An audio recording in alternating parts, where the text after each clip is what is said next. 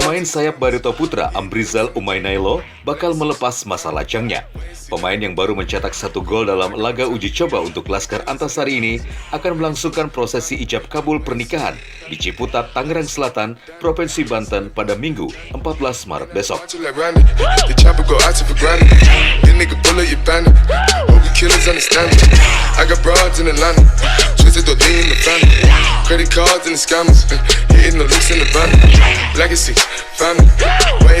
Putra Ternate kelahiran 12 Juni 1996 ini akan mempersunting kekasihnya Febiola.